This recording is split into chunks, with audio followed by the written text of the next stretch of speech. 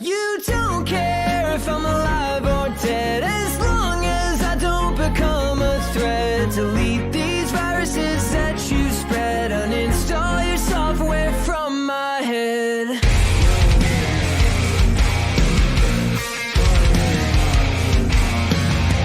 From the beginning you washed my brain, you spun your stories so they caused me pain. I can't believe that I trusted you, but I was stuck in your web that I fell into. Pushing and pulling me back and forth diabolically, spent so much time impairing me psychologically. Do you believe in everything that leaves your mouth deep down? You sell it all to yourself. You don't care if I'm alive or dead, as long as I don't become a threat. Delete these viruses that you spread, uninstall your software from my head.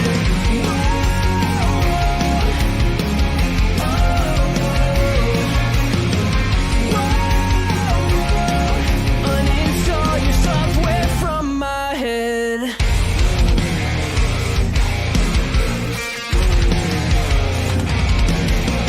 Blindfolded while you held my hand, drag me through hell, all part of your plan. None of it matters, it's all over now. Say goodbye, you get the cold shoulder now. It's about time that I take for myself. Put my thoughts in a reason I shall. Delusions of grandeur, illusions of patterns, your mind desires, well you're just a liar and I'm sick of it all. You don't care if I'm alive or dead, as long as I don't become a threat. Delete these viruses that you spread, uninstall your software from my head. You don't care if I'm alive or dead, as long as I don't become a threat. Delete these viruses that you spread, uninstall your software from my head. Uninstall your software from my head. Uninstall your software from my head.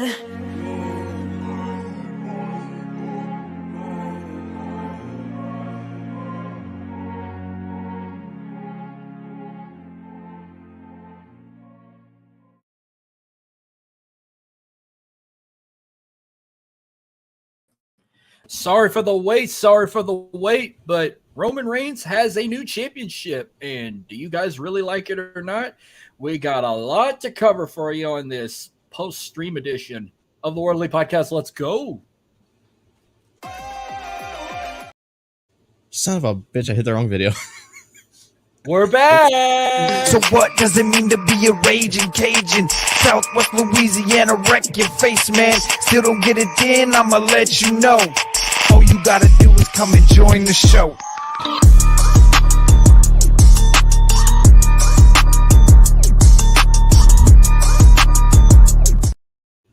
Fucking hell. That's a prime example of being delayed too much, but after 2 weeks now, we can say on a live stream, we're the highest tier pod of your weekly unfiltered wrestling and entertainment.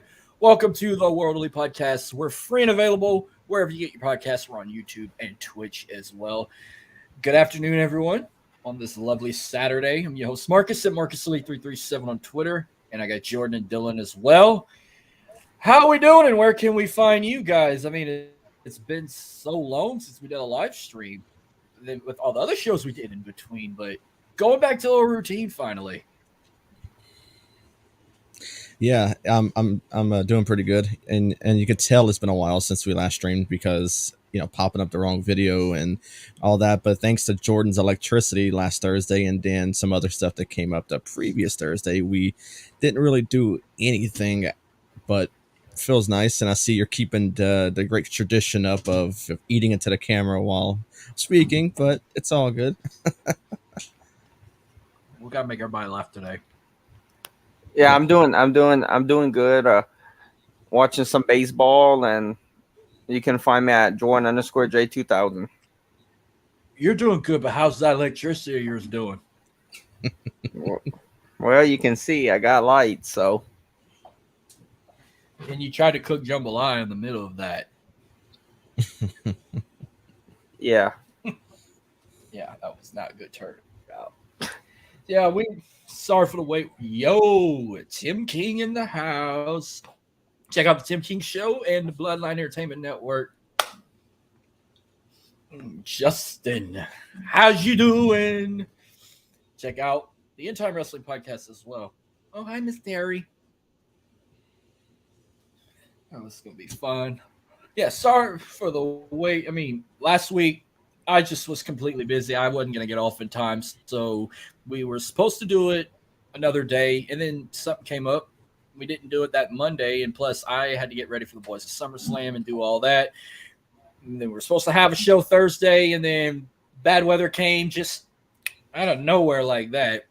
But we're here on a Saturday, and we're kind of delayed a bit on stuff we're going to talk about. Some of this happened over a week or 2 weeks ago, but we're going to quickly catch you guys up on our thoughts. So I'll let Dylan start first with one of his main topics of today.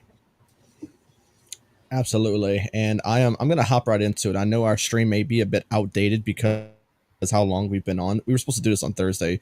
So I'm going to jump right in to the new Undisputed Championship with Roman Reigns.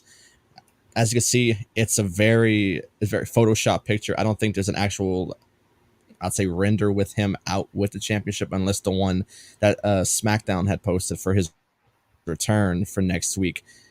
And for one, I'm not sure if it's on like the internet yet for you to take it, but so I had to use this one. But it's kind of similar to the picture or to the title he has now. But first of all, I gotta get thoughts on the championship. Do you think they were kind of lazy with the design of this? I know Marcus kind of had his little bit of a discussion on this one, but Jordan, I'll actually go to you first, since it's Marcus I know has more of a rant on it. What do you think of the championship? Do you think that they were kind of lazy with it, or do you think it's an actual pretty good design with the gold background and the nameplate saying the Undisputed Championship? I think it looks pretty. I think it looks pretty good to me. Yeah, with the gold background. Yeah, I like it. Okay, Marcus. I mean, I guess it is what it is. I mean, you've had this design for almost 10 years. You'd think we'd have had a different look of it, but when I saw the way it's shaped, I'm like, okay, let's see how this goes. But when I saw it, I'm like, okay, it's a black strap. It looked yellow at first. Like, it looks more gold now if you look at it on WWEshop.com and whatnot. Or if you want to compare another championship that's super similar with a different color strap, it looks 10 times better as. But I mean, this one, I guess, I mean, it's giving me, why does it give me mustard vibes? Why is it giving me Pittsburgh vibes? Like, it's black and yellow. I don't think of it as a gold plate. I think it's a yellow plate. But it suits Roman Reigns. Like, he's the only one to hold that, and it actually looks good on him. We can get rid of the red and blue belts finally. Well, the red belt's been gone. We can finally get rid of the blue belt. They supposedly disposed the other two belts. We don't have to worry about Roman walking around with two titles no more. He can actually carry one. Lazy design, but I mean, it's suitable for Roman.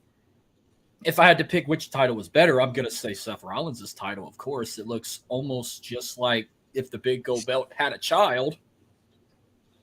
Mm-hmm. Even if they got that big WWE logo in the front, I still think it's an awesome belt. But I don't know. Now, if you watched SmackDown last night, I thought the little gold plate looks way better on a white strap than a black strap, if you know what I mean. But I'll save the rest of that next week. Yeah, most definitely. I really think it is kind of a lazy design. They're using this design pretty much for every world championship. And yeah, we're going to spoil next week. We're going to talk about Asuka's new title next week. And I mean, it's the same exact design. It has the gold plate in the back, has the big WWE logo on it. I think it's pretty lazy, but it does look good on Roman. Roman's been holding a title with that logo on it for so long. Over 1,000 days he's been holding a championship with that logo on it, so it looks good on him. The render on this one, yeah, it looks more of a yellow plate, but the photo I used for the thumbnail in a different sort of lighting, I think it looks a lot better, a lot darker, so you can see more of that gold in it. So yeah, while it's lazy, I think it's a good look, and I mean it fits Roman really well. So I guess kind of a discussion I have with this championship is also something that happened last Friday. You know, we're kind of outdated with our stream right now because of everything that's gone on. But on last Friday's SmackDown, whenever they tried to get Solo to go with the Usos, and then he said there's no bloodline, then he ends up Samoan Spike, Jimmy Uso. That, I mean, yeah, like I said, we're outdated, so it's obviously more happened on SmackDown last night. We'll get to that next week, but what was the thought process when Solo Sikoa hit the Samoan Spike on Jimmy Uso on last week's SmackDown? Let Jordan go first. Yeah, I was like, holy shit, because I thought he was gonna go with the Usos, and then Roman was looking at him, and then he hit him with it, and I was like, oh shit. I said, it's really going down. It really is. This storyline just gets better and better every single week. This bloodline storyline has been going on, damn, you could say a year, maybe almost at a year. It just gets better and better. Yeah, I agree, Justin. Definitely agree. But I think what I enjoyed the most was Jimmy shoving Roman's face. That got a just about as a big pop when he got super kicked by Jimmy. But I'm just wondering what they're going to do with Roman for Money in the Bank, because Roman has been advertised and was announced that he will have a match at Money in the Bank, but there's one or two options I can think of. Are we going to have this tag match with him and Solo against the Usos that night, or will they wait till SummerSlam, or will he have a one-on-one match with Jimmy Uso? Like, that's the two main prospects right there. All right, so my main thing is that it's because, for one, I saw Roman in a tag match for the last PLE.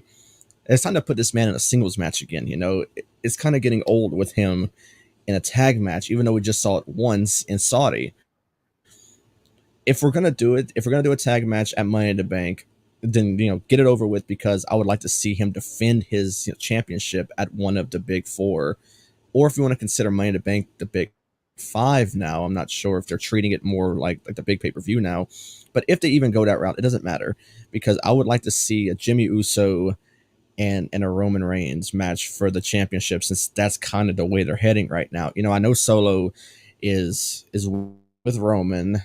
Jey Uso is kind of in between. We're not sure where he's heading at with this, but I mean, for one, you would think he would side with his own brother, but I mean, he would side with his other brother with Solo, so I'm not sure where they're heading with this one. But if they do decide to keep Jey with Jimmy, which I thought is the right move, if they make it, then at SummerSlam you would have Roman versus Jimmy for the Undisputed Championship, with one of the Uso brothers in each of the corners, one for Roman and one for Jimmy. So it'll be interesting to see how this all pans out, as SummerSlam gets here. Definitely excited for Money in the Bank, but SummerSlam is the one that I would like to see, the Roman and Jimmy Uso match for the championship. We already seen Jay get his spotlight during the pandemic, so let Jimmy get it this time, but he's not going to dethrone him. I know where they're all heading with this one for Roman's championship, and they'll probably all go into next year for Cody, but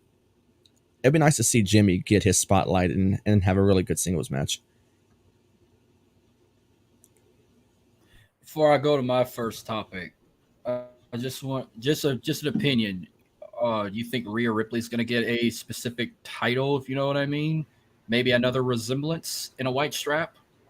Oh yeah, I mean, it would make sense for her to get one, because right now Asuka has the new championship. So if you keep what is the SmackDown Women's Championship on Rhea, that's kind of lazy right there. I mean, they're going to give her a lazy looking championship anyways, but she got I think Asuka got the WWE Women's Champion. Give her the World Women's Championship. I saw people throwing out names last night.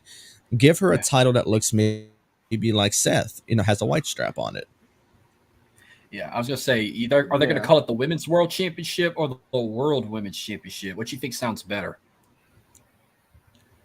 I think the World Women's Championship sounds a lot better. Give her that title. Like I said, it looks like Seth, but it has the white strap on it. I think it would look pretty cool in Rio. Okay, I don't know who the guy that posted this, but this dude needs to go dig himself in a hole and never come out. He brought that up. He was saying they need to rename and revamp these titles. They need to drop the Raw Women's Championship for Asuka and call it the WWE Women's Championship. They did that right. Then he had the nerve to say they need to drop the SmackDown Women's Championship and call it the Women's Intercontinental Championship. Dude, shut the fuck up. It's not a mid-card title. It's not. The story. It's not at all. There you go, Justin. Damn, that made me forget one more thing I wanted to ask before we go to the next topic. We're just gonna go to the next. Oh, the tag team championships. Do you see them potentially splitting them, and one will be called the World Tag Team titles, and the other would be the WWE Tag Team titles? That's the best case scenario in my opinion, but they have to find a way to get one of the belts off of KO and Sammy, and there's really no way of doing that. They put themselves into a hole, I feel like, with that. Either have a tournament like they did for the World Heavyweight Championship on Raw, and then put KO and Sammy specifically on SmackDown, or vice versa, put them on Raw, have a tournament on SmackDown for the championship. Kind of merge the championships into like how they did for Roman, without him having to drop one, and then have a tournament for brand new tag championships on whatever brand they're not on. Don't have them work both brands, but kind of how they did for the World Heavyweight Championship, without making one of the superstars look weak by dropping one of their championships. I think you create brand new championships and you merge the titles into one for KO and Sammy. I'm not going to bring up what happened on SmackDown, but what I saw on SmackDown, I feel like they're leading to something where they're going to end up creating new tag titles with what I saw on SmackDown. So we'll say there. And someone made an illustration. They were like, I bet we're going to get something like this. Like they made two different versions of those tag titles. Whatever, which one's going to be which. They made one black strap, but those Spartan plates are gold plates, not bronze, like they had in 2010. And then they made another replica of it where the straps were gold and the plates were silver. I don't know about that. I didn't have a picture of it. I came across it this morning and I'm like, I don't mind the black strap with the gold plates, but the other one, hell fucking no. Yeah. Post that. Okay, so my first topic, let's see where I want to start with here. I'm going to start positive.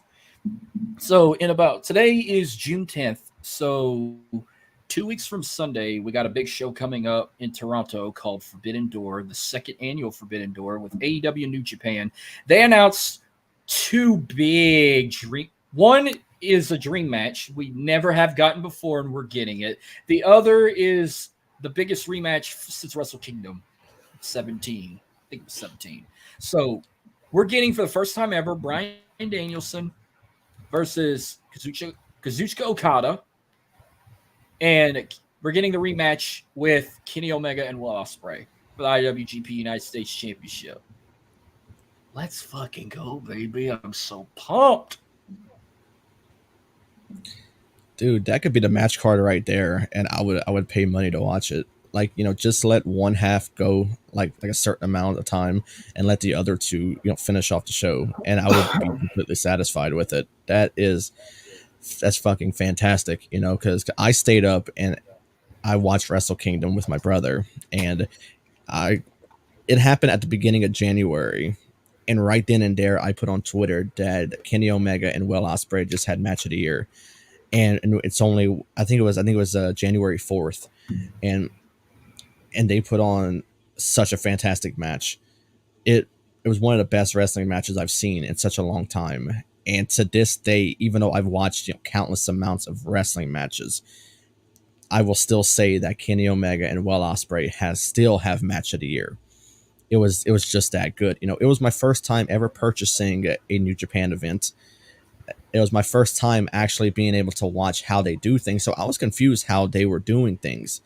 And yeah, it was really cool to see when when this match happened, because I was so invested in this match without even realizing the storyline behind it, you know.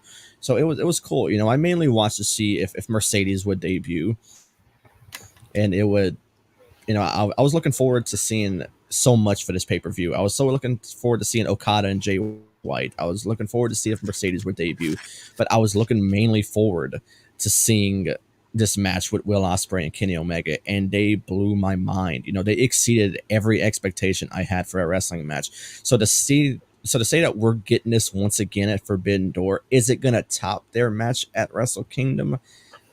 Probably not, but I'm gonna hold that expectation to it for it to top it, or to at least match it.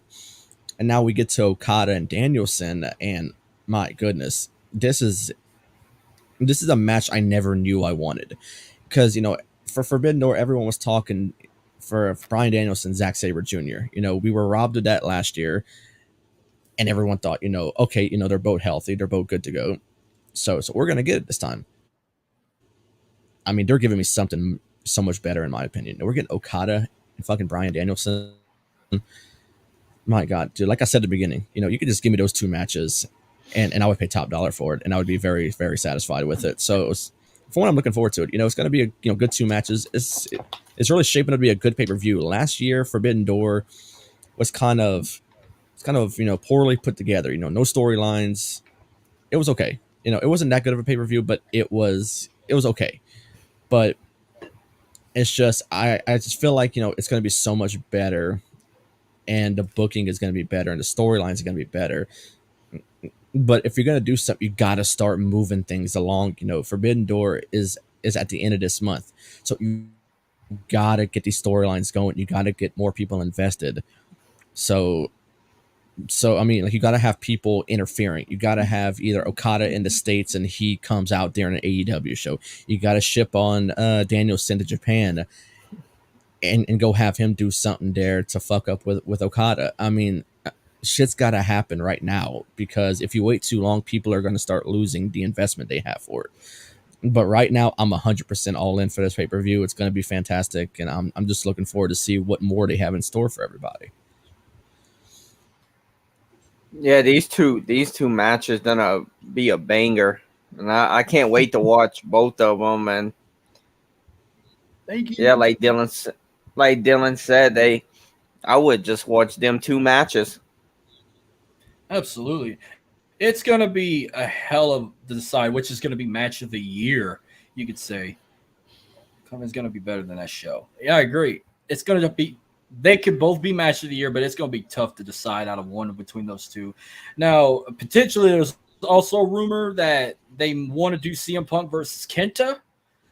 That was kind of spoiling all over the internet. And then, who do you think could step up and face MJF? We were also rumored MJF was going to have a match at Forbidden Door.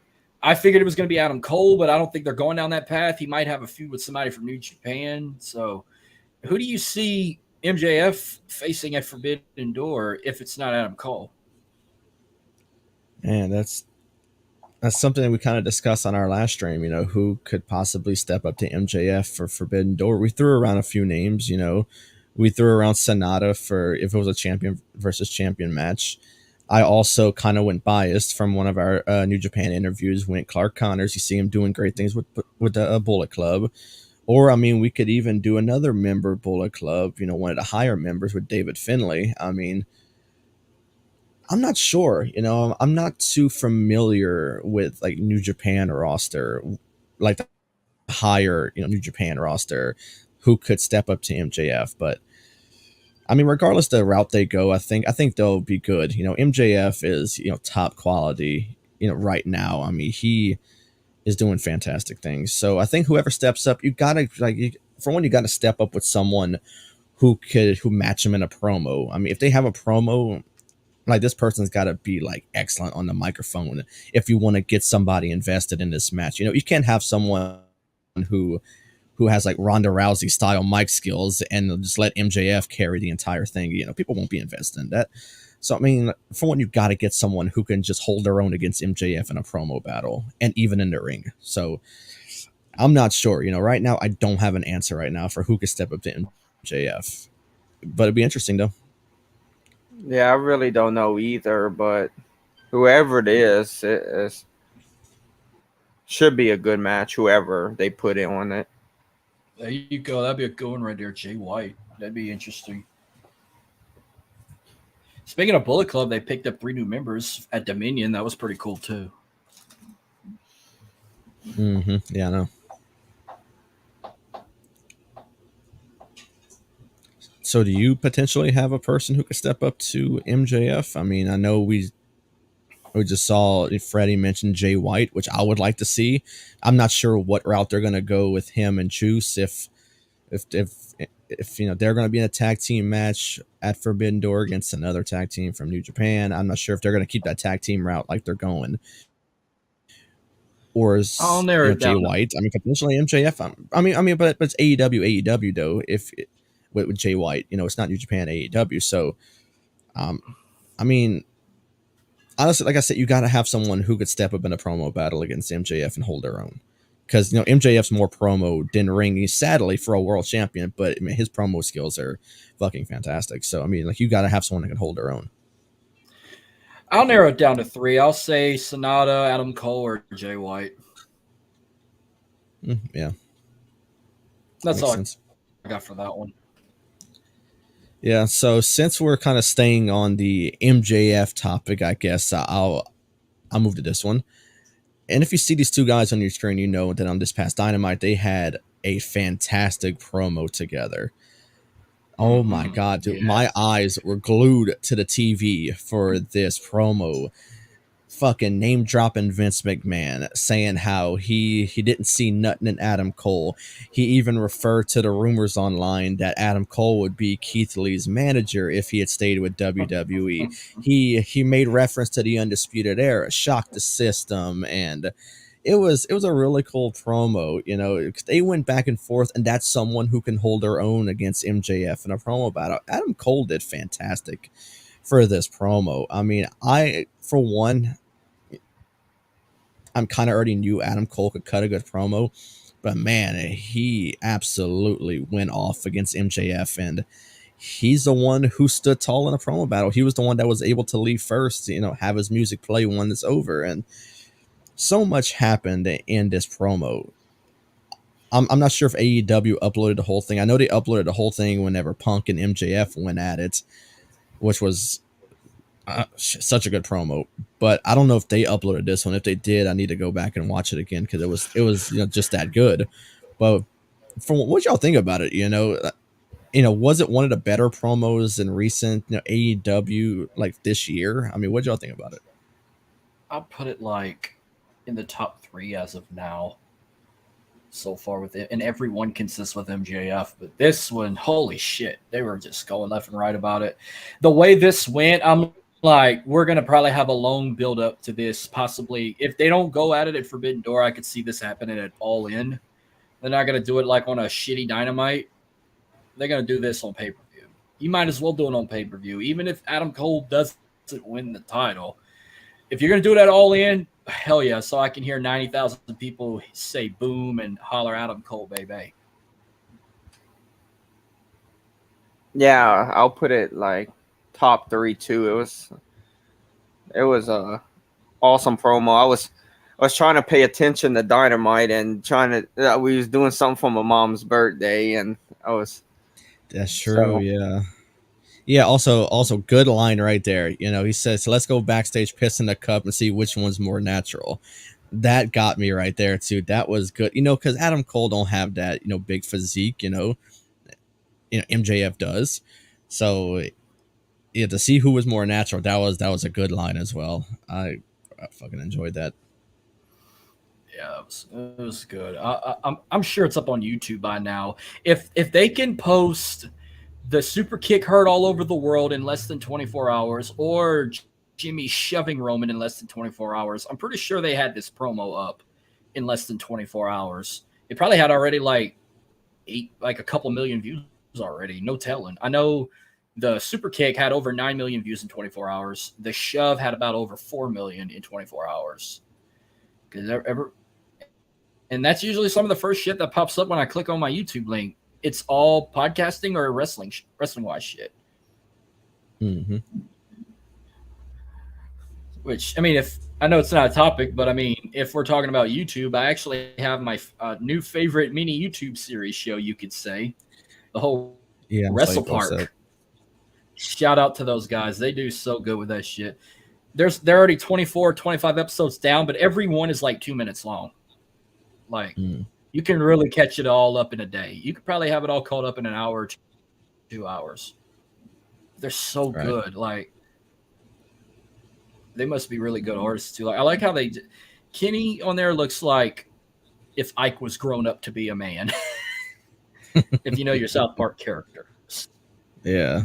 Shout out to those guys. I sent them an email. I'm gonna try and get them to come on the show, which it's gonna be a long shot.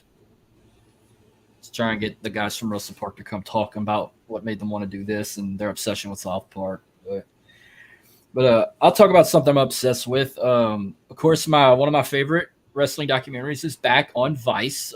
Dark Side of the Ring season 4 is underway right now, and we're a little bit laid behind. But the first episode, how we were going to do it was I was going to recap something about the episode each week. Well, since we didn't do an episode last week, I'll mainly focus on that, but I won't say much on the second one because you have not yet to watch it, but you do know the story about it. But yeah, the first episode was on Chris Candido and Sonny. If you know, of course, you know the whole backstory about that. I mean, we know Sonny's situation, but you're talking about Chris Candido, a guy who had the potential and he was living his dream. But when him and Sonny got into the business together, Sonny was kind of more popular and got the more traction than him, that he kind of just laid off into the sunset. That they tried their shit in ECW because, it was just crazy how shit went down. And, Chris Candido, he's been dead since 2005, but it's crazy how he died over a broken ankle. Like, he tried to travel home, and, when you're up in the air like that, you get blood clots and all that flying in a plane. And that's just crazy. Like, never hear somebody die over a broken bone unless if it was like serious infected or something like that. But that was sad to hear about Chris Candido, which I've known his story for a couple of years, but just the fact that I heard Jim Cornette say the real reason he's not here because of a broken ankle, and I'm like, Jesus Christ. And then of course we know Sonny's situation. She's currently locked up after she had a 7th DWI, and she drove with no license and intoxicated and killed a young gentleman killed an elderly gentleman a few years ago, and now she was charged with like 1st or 2nd degree manslaughter, and now she's going to be locked up for at least 30 years. So it's pretty. Yeah, he got Bakley's comment popped up. Yeah, he got it he was in TNA and he did a promo saying how he was injured, and he flew back home when he should have stayed in Orlando instead of flying back because they mentioned like just being up in the air like that and just sitting on that injured ankle, it caused blood clots. And so he basically died from a blood clot from a broken ankle, you could say. But you said you had a lot to say about, not a lot, but you had your thoughts about the whole story with Chris Candido and Sonny on watching this episode. Yeah, the episode was intense. I've been watching Dark Side of the Ring for quite some time now, and I've seen a lot of episodes that are pretty intense, and this one ranks up there. And some of those episodes I'm mentioning, was the plane ride from hell. That one was wild. The Chris Benoit story, the one about the Von Erichs. I just had to go on YouTube and watch that one since I wasn't that caught up on Dark Side of the Ring. So I saw they did one on the Von Erichs, and I know they always say the Von Erichs are a cursed family, and I was always so curious if they did a Dark Side on them, and lo and behold, They did.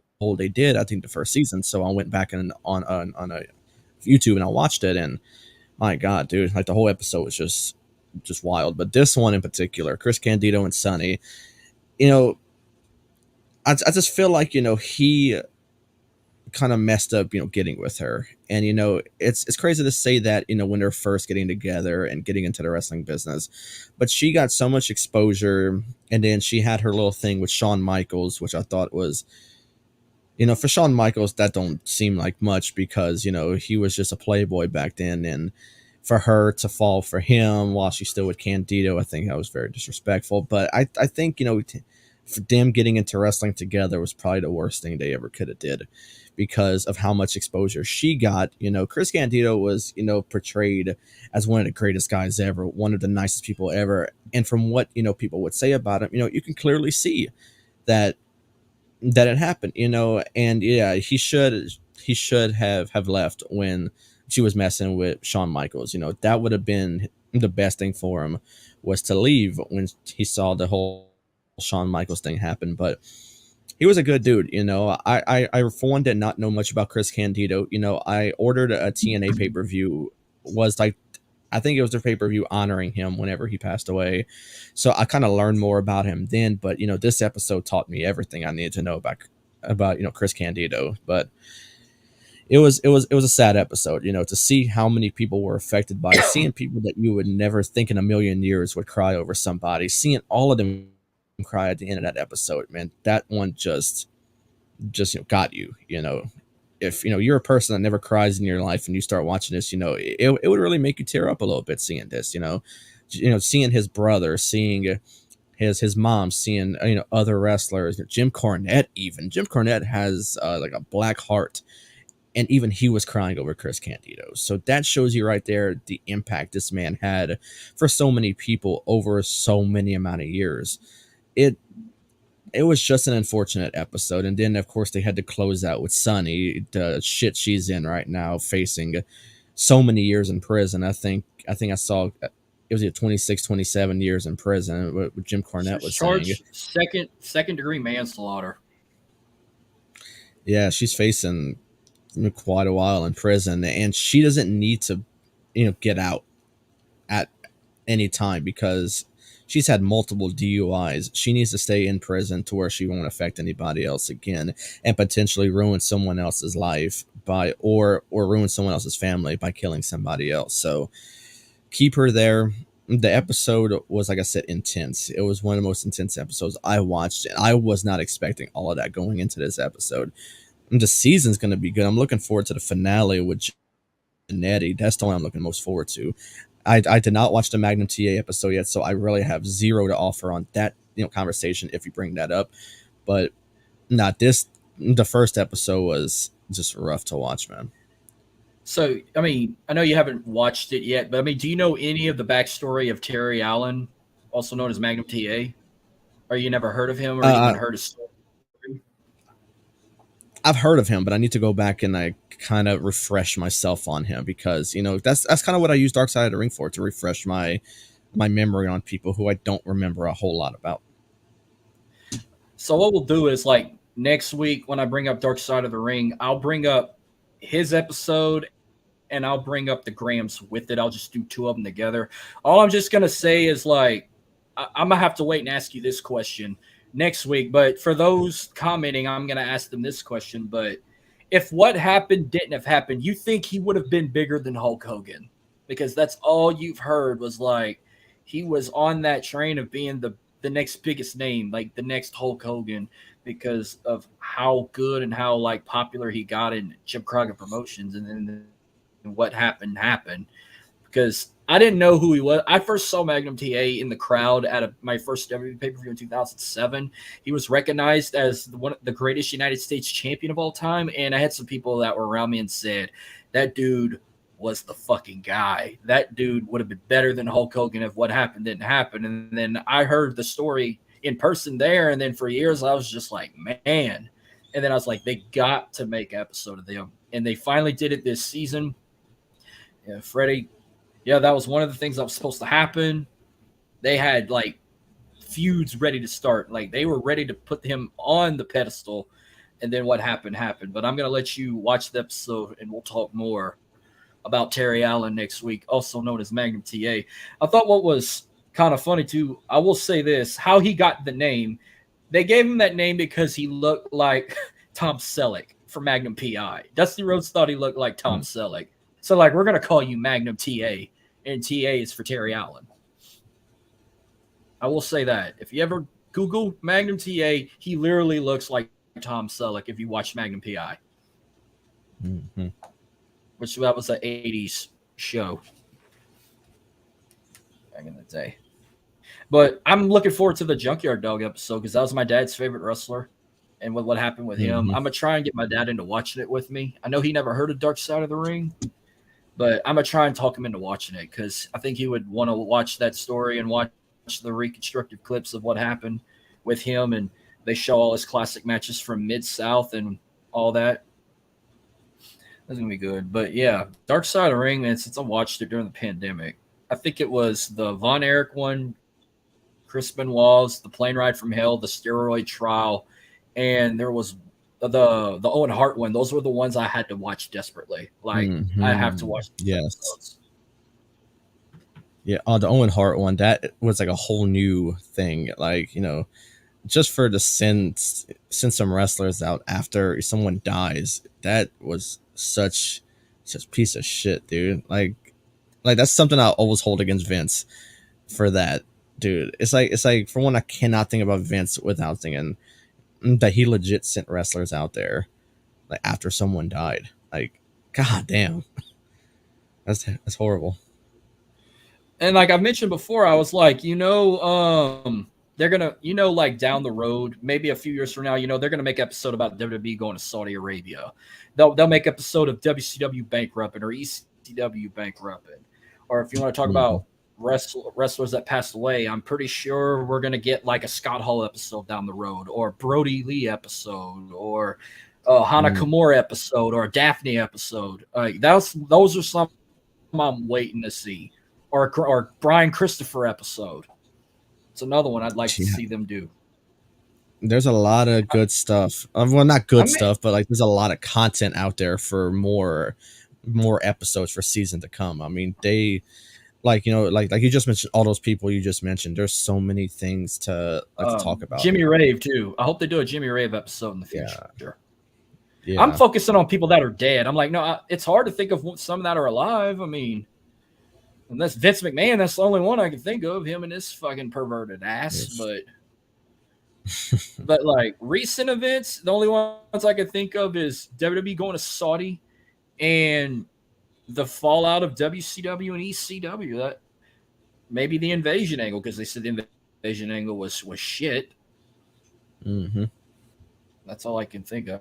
Bash at the Beach 2000, we don't need. No, I do want to see that one. Like, I'm sorry. That's yeah, there we go. Oh, my bad. Yeah, I do want to hear, because Eric Bischoff has been interviewed in that. I want to hear his thoughts. And, of course, you got to hear fucking Jim Cornette. And Vince, I don't know if Vince Russo is going to be on the episode. Hulk's supposed to be on it. Bischoff's supposed to be on it. I don't know if Vince Russo is going to be on it. But next week is the Graham family, the founders of Championship Wrestling from Florida.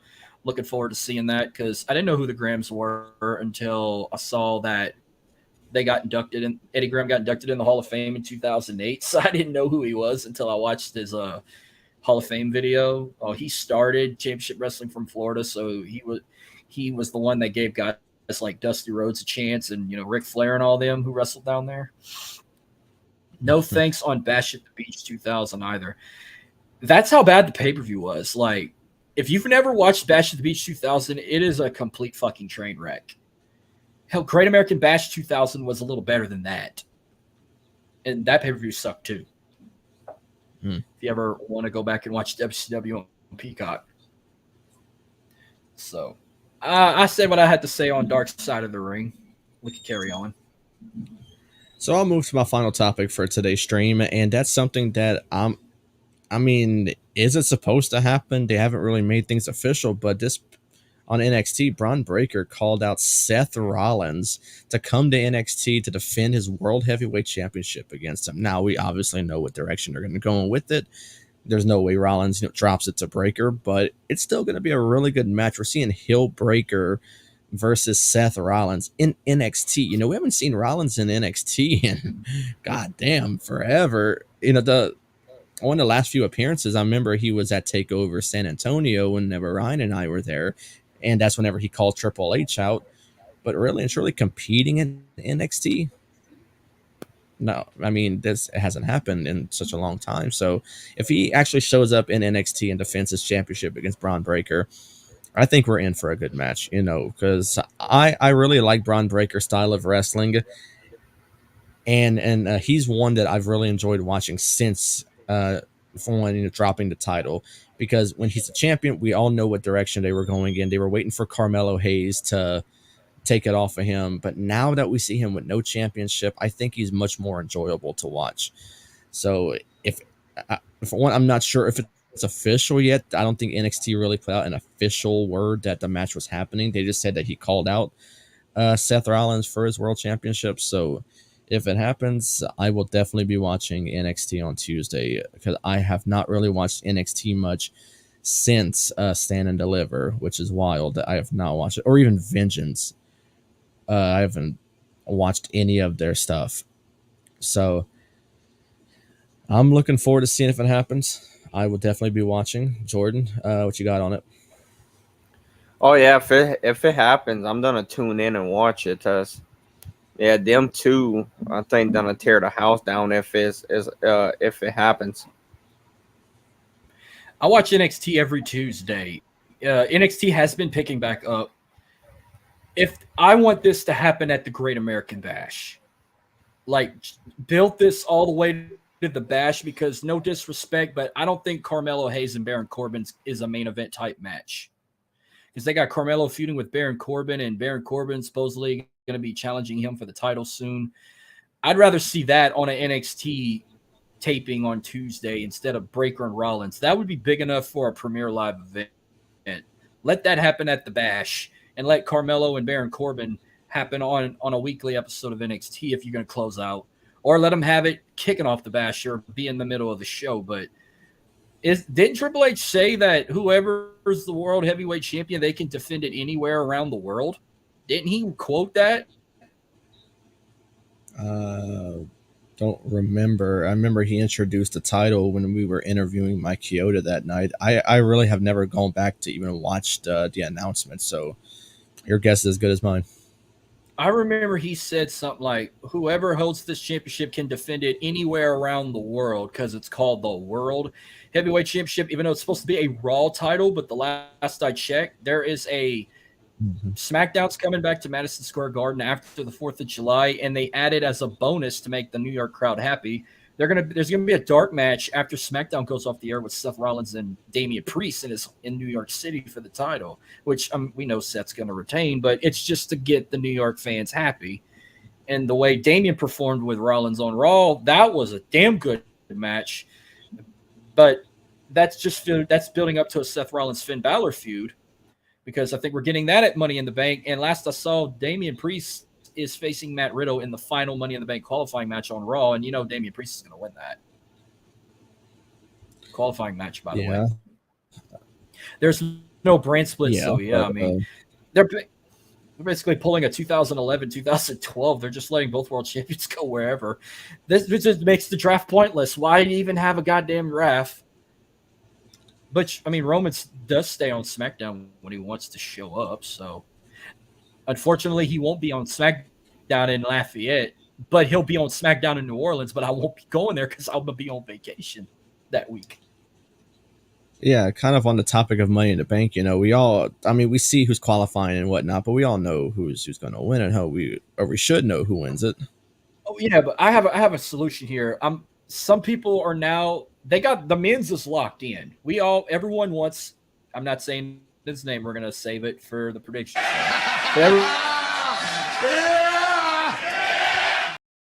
Of course you had to do that. But no, the women's side, yes, everybody wants LA Knight to win for the men. Now everybody wants Io Sky to win the women's. That would be cool, but I said Selena Vega would be perfect, but I'm kind of stuck with them two now. So I got a couple of weeks to make a final decision on that. Yeah, I'm more on Io winning it. I know we kind of made like some predictions I believe our last stream, we kind of like fantasy booked the Money in the Bank winners, and I'm all in on LA Knight, obviously as the men's, but I also went on Io Sky for the women's. She's put in her work. Out of Damage Control, I feel like she's more of the better one. It sucks for Dakota. She's out for months and months with her torn ACL, and I feel like Bailey doesn't need it. So Io would be the top option for me when it comes to Money in the Bank. So yeah, I'm looking forward to seeing what like route they go. So yeah. Oh yeah. Okay. Yeah, I agree. All right, Jordan, you want to add to that? No. Look, I'm gonna add to this. I know LA Knight was not really brought up until just now, but if he wins, or when he wins, he better not go after Gunther or Theory. Let him go after Roman or Seth. Don't go after the mid-card titles. That's fucking so ironic. Why would you want to go after a mid-card title when all the tradition was go after for a world title for the next year? Whoever adopted that shit, I mean, it fucked Theory up, even though he got the title now. But no, go keep tradition alive. Let the winner go after the world title or the WWE title. One of the world titles. Don't go after the US title and don't go after the Intercontinental title. No. Yeah. That fucking pop-up scared the hell out of me. I didn't see it coming. I was expecting to hear it for our Money in the Bank prediction show, but Justin liked it. Yeah. Okay, so this is my final actual topic for the stream we were supposed to do earlier this week, but I wanted to add like 2 more things towards the end. So it's been about 2 or 3 weeks since they like finally revealed some gameplay of the AEW Fight Forever video game that comes out June 29th. So it's coming out on a Thursday night. So I don't ever remember video games dropping on a Thursday night. I'm used to them dropping on Tuesday nights or Friday nights or Tuesday or Friday mornings. Usually, like the biggest game of the Switch right now, Legend of Zelda Tears of the Kingdom, which I've been told I need to play, came out on a Friday. Well, Diablo, if you into that kind of shit, Diablo came out on a Monday for Xbox. Diablo 4, which I don't play that shit. Okay, I'm a bit dazed here because yes, I know it's coming out for Xbox Series X, Series S, PlayStation 5, probably Xbox One and PlayStation 4 and PC. I was wondering, is it coming out on a mobile devices too or something? Because you remember they finally had reveals of the game. Like they showed Evil Uno playing on YouTube with, I don't know, was it Adam Cole or John Silver or something like that? He was doing actual gameplay with somebody. When I saw that, I thought the graphics looked nice. But then they're trying to capitalize on Forbidden Door. What's he talking about? I would assume the video game probably announcing it probably around that time.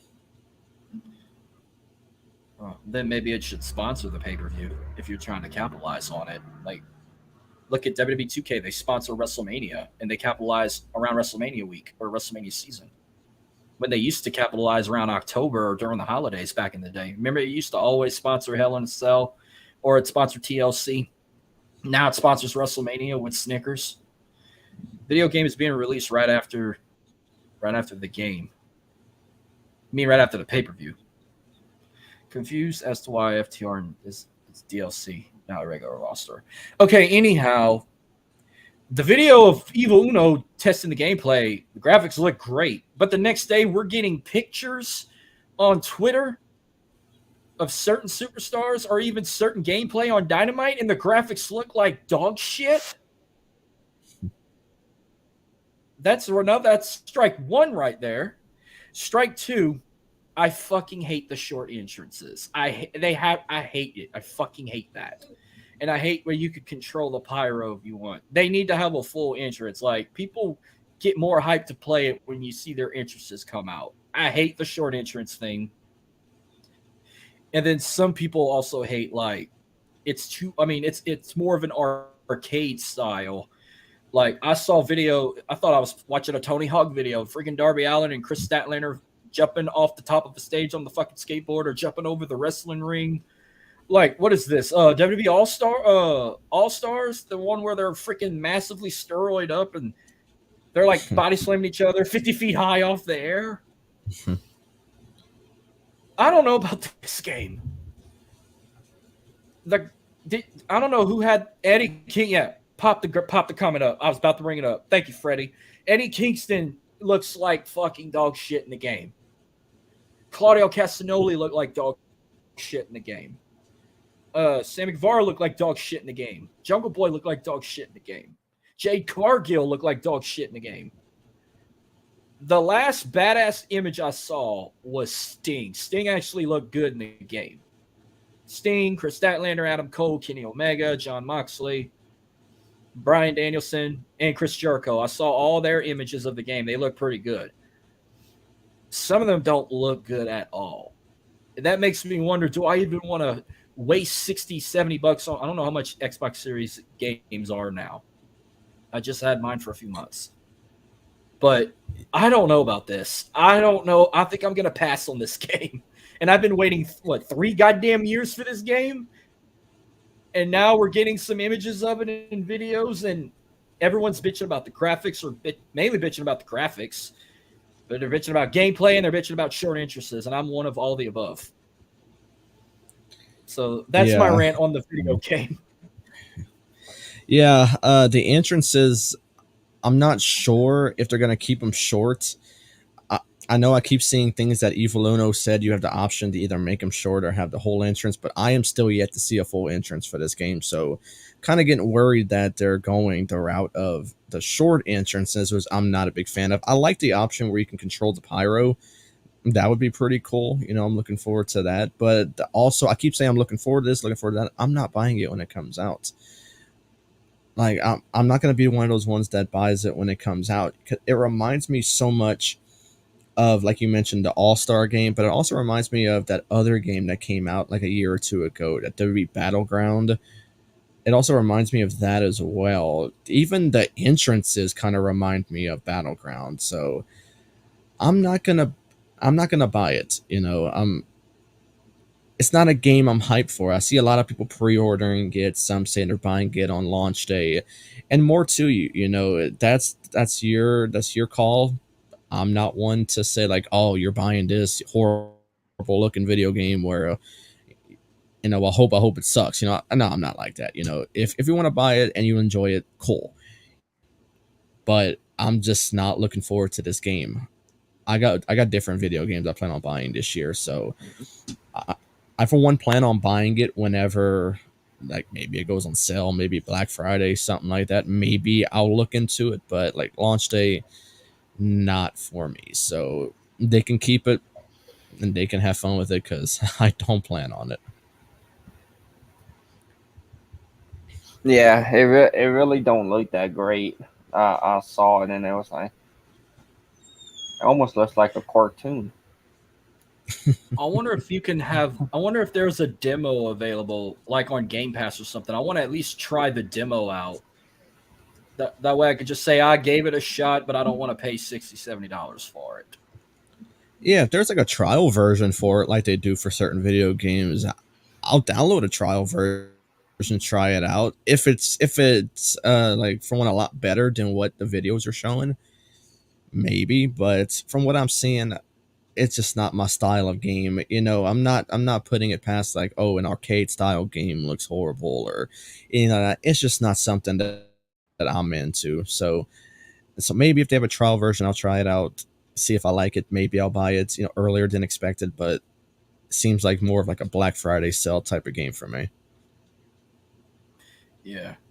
But I just got to get your take on this. I didn't watch it, but I'm probably literally going to watch this. I heard a lot of awesome positivity about Against All Odds. That was one of the short topics I said I was going to bring up. Against All Odds might have been Impact's biggest show of the year so far. I loved the results of everything, and then the biggest shock, Alex Shelley won the Impact World Championship, so now both members of the Motor City Machine Guns have held that title. Chris Sabin won it 10 years ago on 2 occasions. Now, Alex Shelley won it, especially all the shit he'd been going through and the time he took off from Impact. And now both members are single champions because Chris Sabin won the X Division title from Trey Miguel last night. That was one of the first things I saw this morning. Like, I didn't realize he won it. I thought, oh, they're back together. And then I'm like, oh, fuck, Alex Shelley won the title. What was your reaction when I posted that Alex Shelley won the Impact World title when he beat Steve Maclin?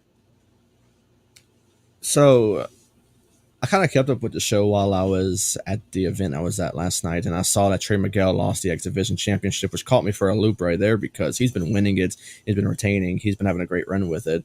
So to see Chris Sabin win it, I'm like, oh man. I'm like, I know Alex Shelley, another member of the Motor City Machine Guns, is going for a championship tonight. I said, what if they give him both gold? I said, but Steve Maclin just won a title not long ago. I said, there's no way they pull it off of him right now. And then later in the night, I see that Alex Shelley won it. I'm like, damn, they really went that route and pulled it off of Steve Maclin, who I thought was having a good heel run. Man, I'm not going to say they dropped the ball on the pay-per-view by taking it off of Maclin, but they sure as hell surprised me by taking it off and putting it on Alex Shelley. Yeah, I really didn't keep up with the show, but I saw that that he won it. Yeah, I can't wait to check it out. Yeah, I figured Maclin was going to hold it for a while, but he's going into a feud with Scott D'Amore right now, and now we're getting Alex Shelley versus Nick Aldis at Slammiversary. Hell, fucking yes. I think Alexander's injury kind of fucked Maclin's title reign. Which, I mean, I need to start watching Impact again. I need to start recording it more and watching it because it's definitely better than fucking AEW, and that's how I'm closing out. If you saw in the group chat, I said just randomly out of the blue, I was looking for something to watch on TV, and while I was scrolling through the channels, I came across TNT. I said, okay, I ain't watched Rampage in months. Let me see what I'm getting myself into. And boy, did I click on Rampage at the wrong time. Because now, I don't know, I'm hoping it's on Rampage. I might have to watch this shit show. But we're getting, I said Alex Shelley and Nick Aldis at Slammiversary. It's going to be a fucking banger. So we're getting a non-sanctioned trios mixed tag match.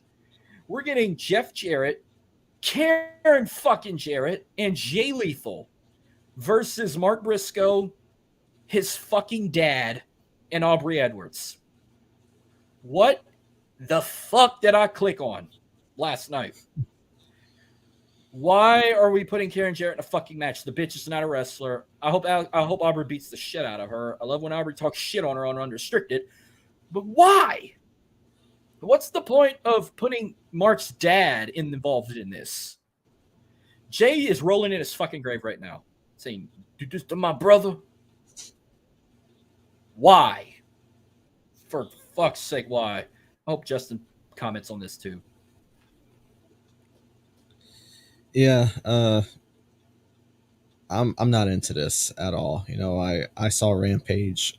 They posted about it last night, and I know there was talks of bringing in Karen Jarrett to a match with Aubrey Edwards, and I wasn't sure what route they go, but they're bringing in Papa Briscoe, which that's probably the most investing part about it because I love Papa Briscoe. So, but other than that, throw this whole match in the trash because what is this? I mean, they're involving a referee. They're bringing in Karen Jarrett. This doesn't need to happen. But just like Bakley in the comments, he's only in for it to see Papa Briscoe, and so am I. So, other than that, no, just get rid of it. It's not good. It's horrible booking. They're out of idea. Like that, they have been down to shit. Yeah, I'm not in it. I'm not into it either. I'm just here to see, Papa Briscoe. I'm gonna watch it just to see Karen get her fucking ass beat, and I want to see what Papa Briscoe does too. But man, I'm gonna probably have a lot of negative to say about it when I bring it up on a live stream. Everything, absolute abomination. Yeah, I think Justin, can we do a watch along together for this, please? Let's get on a live stream. It could be on my channel. I want to watch this with you. Hopefully, they use it to move Lethal away from the Jarretts. Take Sanjay with them too. Jeez Louise. I mean, I'd rather watch. I'm only going to watch Collision. I just want to see if Punk turns heel, if they boo him, and they're going to easily give that match to him and FTR. And they're taking on who? Samoa Joe, Jay White, and Juice. Mm-hmm. And shout out to Samoa Joe. He's in Twisted Metal. Mm-hmm. He's the clown. Yep. Okay, that'll do it for today. We finally caught up, and we're going to be back on track. And Baldo, I got a schedule tomorrow with shows, but our next live stream, same time, same place. It may have a later start time because I might have to work late Thursday, but I will keep you posted. If we have to move the time up, we will let you guys know. But our next live stream will be Thursday.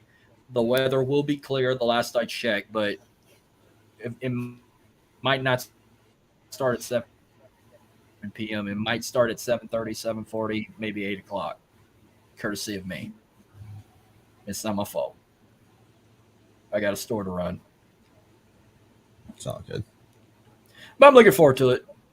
We're all caught up. So before we close out, I will say, any last words for you two? Nope. For next Thursday, I'm going to have lights. I hope. All I can say is go Tigers. Win Super Regionals. Mm-hmm. And Yep. go Knights. You're 2 wins away from your first Stanley Cup. But Yep. just to rip it apart. Yeah, I agree. All right. You can find the podcast on Twitter at Worldly Pod. Free and available. Oh, wait. We actually have one more announcement. Oh yeah, shit! I forgot about that. Sorry, Cheyenne. I know he has to leave, but this ain't gonna take long.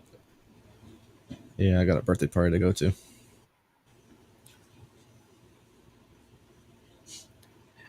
I figured you would be better saying it than me because it was your idea. Oh, okay. Okay, well, I guess I'll do the honors. So for people that keep up with Marcus's his Twitter, his YouTube channel, he recently started a new show called SAT Sports where he covers the Saints, the Astros, and the LSU Tigers, and he's been doing phenomenal with it. I've been on it. Jordan's been on it. He's had a few other guests on it to talk some Astros, some LSU, some Saints, and whatnot. The NFL draft, when it happened, he brought me on, and it was a blast, but we saw room for opportunity. And starting with his episode, guessing they're doing it Mondays, since he's completely slam booked tomorrow. So Jordan and Marcus will be on this Monday on the YouTube channel, on Marcus's Twitter, but they will now be also featured on the World Elite Podcast's YouTube channel. So it gives an opportunity for more exposure from Marcus's show and to bring in potentially a new audience to the channel that likes talking sports as well. So starting on Monday, it will be titled Astros Talk Part 2 because Part 1 is on Marcus's YouTube channel already, so you can go check it out there. But he will be welcoming back Jordan to talk some Astros and whatnot. So this Monday at whatever time they decide to do it, I don't have a time yet, they're going to talk some Astros on the World Elite Podcast's YouTube channel. So be on the lookout for that one.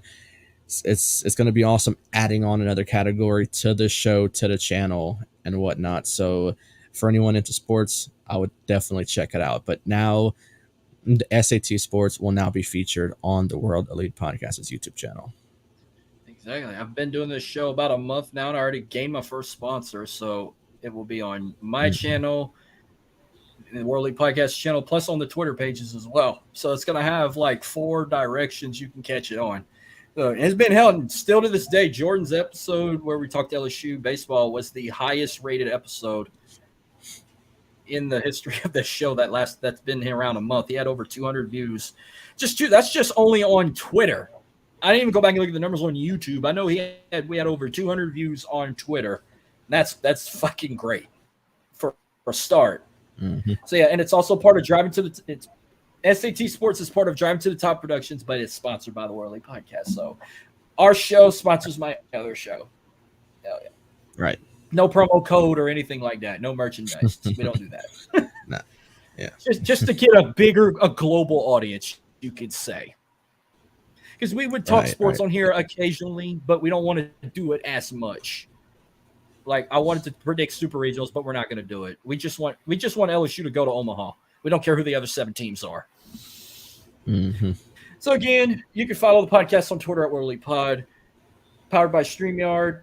Maybe we might upgrade. I may just say that, but we're free and available wherever you get your podcast. Subscribe to our YouTube channel. Follow us on Facebook. Follow us on Instagram. You can watch our live streams powered by StreamYard anytime on demand. Big thank you to the proud sponsors. First, W Energy. Go to w.gg. Use our promo code WorldLeaguePod to get 10% off because you can sure use it to cool off on this hot summer. W, be better. And also, thank you to 80s Tees. Go to 80stees.com and use the promo code WorldLeague to get 30% off your order. So this was fun. We are caught up. Thank you to everyone tuning in on this lovely Saturday afternoon. We'll see you guys next live stream next Thursday. And I promise the first episode of the Boys of SummerSlam is going to drop this afternoon. I did with Will Gray on SummerSlam 96. My next episode, I've got Freddie coming on. We're going to record it tomorrow, and we'll drop it next weekend, SummerSlam 1997. And then Dylan will come on for SummerSlam 04 after that. Then I'll take a 2-3 week break before we start the second half. But that's it. That's all I got to say. Thank you, everybody, for tuning in. We'll see you guys next week. Pushing and pulling me back and forth diabolically. Spent so much time impairing me psychologically. Do you believe in everything that leaves you